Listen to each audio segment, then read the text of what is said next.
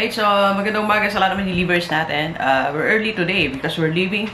We're going to Tagaytay to advertise and something. Hinihintay lang natin ang sundo natin. Thank you, Ma'am Tess from Laguna. Then we'll go to Tagaytay. So, alright. Bago yan, so mag-iwan muna tayo ng ating vlog for today and for tomorrow na i-upload ni Angel. Okay. So, expand what you are doing. Right, sige, ingat. Okay, so you need to expand what you are doing right now. You don't need to go to other dimension or to think of other things na pwede mong gawin. Sometimes yung right path to your success is ginagawa mo na. But the problem is, hindi ka masyadong tumututok. So, hindi masyadong didetalye. You are not expanding. So, when we say expanding is going to the details. So, going to the details and thinking about making it bigger. So details and making it bigger. So for me, that's my meaning of how to expand what you are doing, right? So there are 7 things that you are doing right now na pwede mo naman siyang i-expand. Actually, there are 8. Okay, so may naisip pa tayo isa. Number 1, idea. So alam nyo, lahat, sabi ko nga, ay lahat ng bagay na nagtagumpay ngayon na nagagamit natin, like internet, Facebook, e-commerce, and everything. Lahat na yan nagsimula lang sa idea. I'm very much sure about that. And even what I have started with ano lang, nagsimula lang sa idea. Like my YouTube channel, nagsimula lang yan nung magkaroon ako ng idea na yung mga sinasabi ko sa seminar, which is konti lang ang tao na nandoon. Let's say, pinakamarami kasi 1,000 eh. 1,000. So, kung monthly may 1,000 ako, konti pa rin. So, sabi ko, kailangan maraming makapanood, maraming makarinig. So, that's the single idea. Ba't ako nag-YouTube?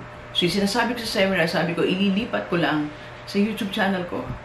I did not think ng may mag-advertise na business sa akin. From there, magkakaroon ako ng coaching. From there, magkakaroon ako ng e-commerce business. So, walang ganun. It's just started with the idea. So, if you have an idea right now, expand it. Tingnan mo yung detalye. Paano mo siya magagawa? Okay? And kung meron ka ring idea ngayon about business, about your career, about anything na gusto mong gawin sa buhay mo, kahit sa, kung meron kang pera ngayon, may idea ka anong pwede gusto mong gawin dyan, tingnan mo yung detalye and try to think bigger. Diba? Tingnan mo kung ano yung pwede mong gawin. So, yung idea mo na yan, just concretize it. Just do it. Sabi nga, diba? Nike, just do it. Ako, meron akong bago ngayon eh. Just go for it. Diba? Just go for it. Because of the let's go. Just go for it. Kung ano yung naisip mo na pwede mong gawin, just go for it. Alright? Second, na dapat mo expand your savings. So, if you are savings right now, okay, meron, nagsisave ka, expand. Expand mo yan, gawin mo investment, di ba? O palakihin mo pa yung savings mo. If you are saving 5% of your income or salary, gawin mo 10, kaya expand mo, di ba? And from there, mula dun sa pagkakasobre niya, expand mo siya, di ba? Ilagay mo sa investment, isosyo mo sa negosyo, ilagay mo sa, stock market, something like that. So, i-expand mo yung savings mo. Okay? So, mula dyan sa pagkakalagay niya sa bote, i-transfer mo siya. Sabi ko nga doon sa isang vlog ko, anong gagawin mo after mo mag-save, mag-ipon? So, meron kang dapat gawin. You have to use that to multiply more money or to earn more money. Alright? And third, na dapat mo expand is budgeting. You go down to the details. 3 days ago siguro, nakapanood ako ng isang vlog about the difference of the rich and the poor and the super rich. May super rich pa sila. Yung poor, walang budget. Sige, bili nito, biloy. Yung rich naman, may budget yan. Nagbabudget.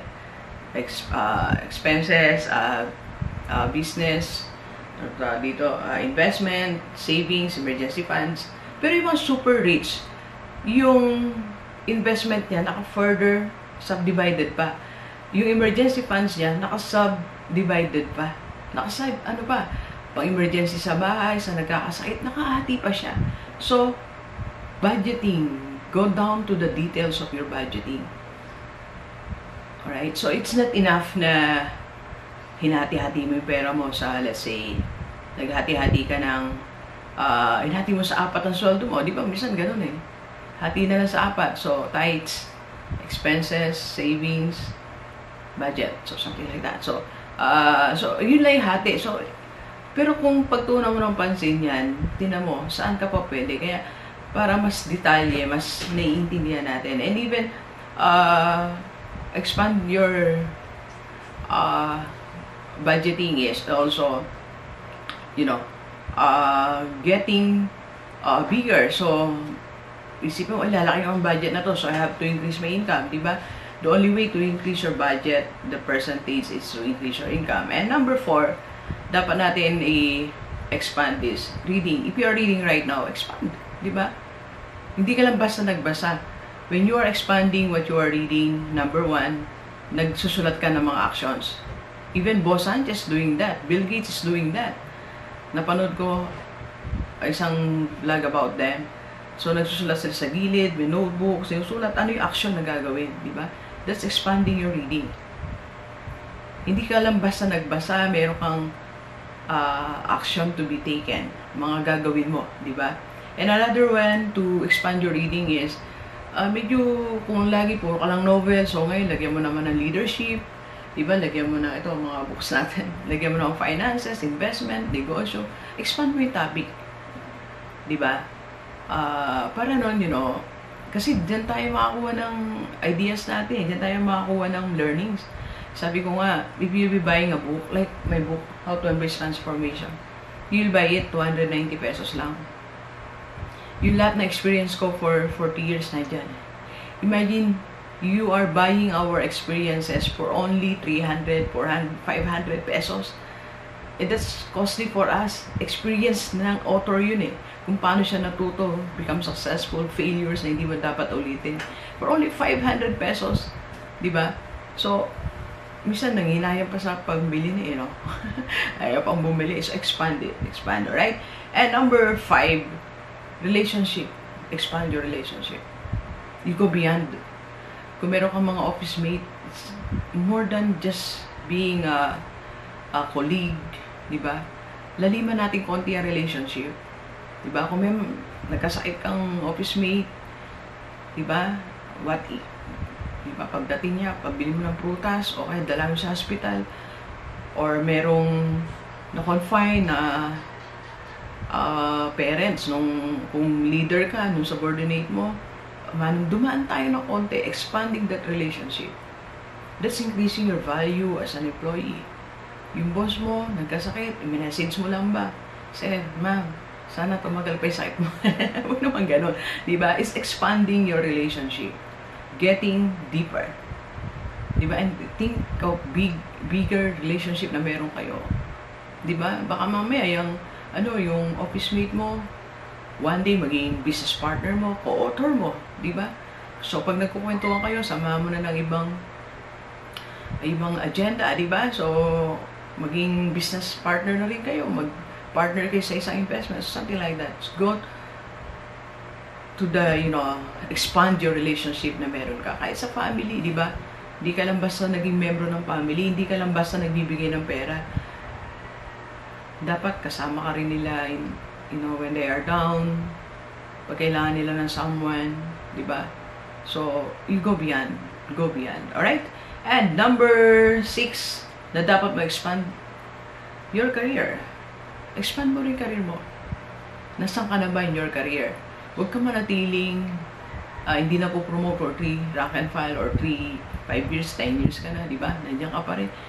I remember, siguro mga 4 years ago, lumapit sa akin 2 schoolmate. Sabi nila, Dok, hanggang ngayon teacher 1 pa rin kami, anong gagawin namin? Sabi ko, wala namang ibang paraan kundi tapusin ang MA. So after 3 years, nag-message sa akin, isa master teacher 1 na, isa naman teacher 3 na ata. So it's try to think how to expand your career. Kasi nandiyan ka na eh, paano ka mapupromote, diba? Paano madadagdagan yung task mo, assignment mo, because that's increasing your value. And when you started increasing your value sa company mo, doon nagsisimula yung mga blessing in financial form, right? And number 7, business. If you have business right now, try to expand it. Diba? Kung paano ba nag-expand. So, kung meron kang, if you are selling 5 items, dagdagan mo na ng 7, diba? If you are serving one category or one market, edi dagdagan mo na yung market mo. Kung estudyante lang, gawin mo, targetin mo na yung mga empleyado kasi minsan naman may mga pera naman yan, di ba? So, you just have to expand. Think of paano lalaking business mo. Kung nandyan lang yan, traditional way, ilagay mo sa internet, mag-e-commerce ka na rin, di ba? And if you want coaching for e-commerce business, I'm launching my e-commerce business this April 27. So, message mo ako if you want to start your own.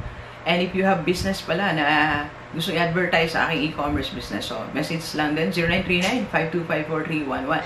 And wait for more updates kasi baka magkaroon ka ng business opportunity because of my channel, okay? So, delivers, ayan yung ano dapat natin expand.